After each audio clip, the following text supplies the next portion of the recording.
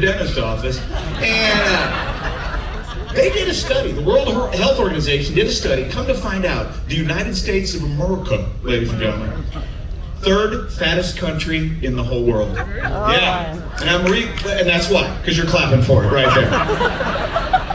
Actually, I read that article and I thought to myself, third fattest? No way. We are bigger than that. Right? USA #1. Third fattest? What kind of research did you do? You obviously didn't go to a state fair. How many people have ever been to a state fair? Have you ever been to a state fair? Yeah. There's some big people at state fairs. That's because every state fair has a booth with a sign that says fried butter on a stick. And underneath that is a sign that says sold out. I'm from the Midwest. We go to state fairs. We've done that a lot. Yeah, where are my Midwesterners at? Good, where are my Midwesterners at? We're big people. We are. We're in the Midwest. We grow the food that makes people fat. We have 3 food groups in the Midwest: beef, pork, and corn. We're big people. We don't care. We love it. We have a saying in the Midwest. Have you ever heard this one? Fat and happy.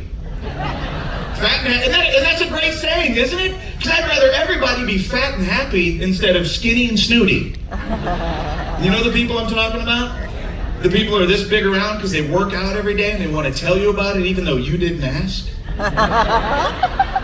don't like those people. I want to punch them in the face, you know? But I can't catch them. I got a friend of mine like that. He's this big around. He runs every day. What do you call those people who run every day? Idiot. He's an idiot. But he wants to tell me about it. I'm just like, oh, this should be exciting. Let me guess. You put one foot in front of the other at an accelerated pace? Riveting. Please tell me more while I sit down. But he does. He wants to talk about running all the time. The other day he said to me, he goes, you know what? I just found out that my resting heart rate is down to 49. I'm like, oh, well, you're a superstar. I'm going to get you a star magnet and you can put it on your fridge. If you have a fridge, skinny. He said, you don't understand. Your resting heart rate is probably in the 70s or the 80s. And I'm going, oh, so lower's better? He's like, duh, yeah. I'm like, okay. Well, you call me when it hits 0 and we'll celebrate, okay? Yeah. We'll eat some pie. He's a jerk. He is. He's a real person. He's an old friend of mine, but that's all he talks about is running. My favorite was the time he said to me, he goes, you know, I run 5 miles every day. And I bet I've added 5 years to my life. Yeah, but you spend them running.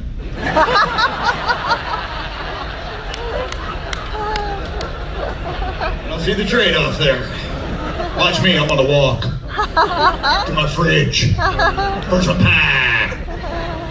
I love it. I think the food on this ship has been fantastic. I think the people have been on the ship. This is one of the best cruise lines in the world, ladies and gentlemen. You get pampered here. You really do. You get your money's worth out of this cruise. Don't you think? I think so. How many repeat cruisers do we have here? Listen to that. That just says it right there. And you know, here's the sad thing about it is, you know, tomorrow morning somebody's going to be complaining down there at guest services about something stupid. Somebody will be down there going, for the money I paid for this cruise, I should have been able to drive this ship. And the captain would probably let him. Have you met the captain? He's the nicest guy I've ever met in my life. He'd come down and go like, hey, I hear you want to drive ship. You got driver license? It looked good to me. Take the wheel. I'm going to go have the buffet. I'm always looking for things to do that are good for the money. You know, I have a family and we like to do stuff too. We go on cruises and stuff, and that's probably the best thing in the world to do. I'll tell you one thing you probably want to avoid. We did this recently. It's called an escape room. Has anyone ever been to an escape room? Yeah. Wow. For those who've never done this, let me dissuade you from this, okay? Let me explain to you how this works. First of all, you get a small group of people, usually like 4 people, family, right? And you pay for this, unbelievably. And what they do is they lock you in a room. And in order to get out of this room, you have to solve puzzles and games to find a key to let yourself out. And if that's not stressful enough, they put a clock on the wall and counts down how many minutes you have left. Yeah. So let me ask again, has anybody ever been to an escape room that didn't turn into the Jerry Springer show? It's stressful, isn't it? It's so stressful you wind up yelling at each other. It goes from like a fun family afternoon to Lord of the Flies in like 10 minutes. It happened to my family. We love each other, but I'm not kidding. My wife is just like, oh, this is going to be so fun. This is going to be a great day for the family. Great afternoon. 10 minutes later, that doesn't go there. You're an idiot. Stand in the corner. I don't care. I'll talk to your mother any way I want.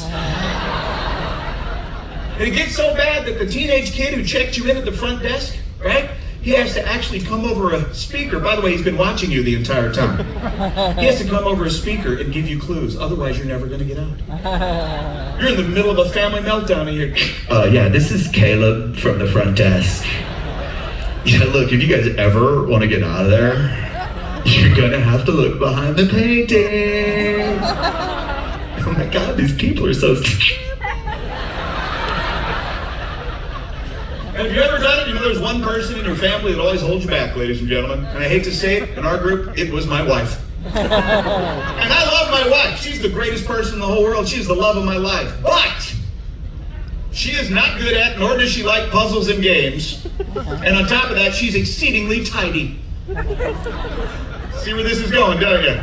Whenever we found something, she'd put it back. I know! Yeah, we'd be sitting there like 30 minutes in, and all of a sudden the kids would be like, I found a magnifying glass. I'm like, awesome, bring that over, we'll take it to the treasure map, and we'll find our next clue. Where's the treasure map?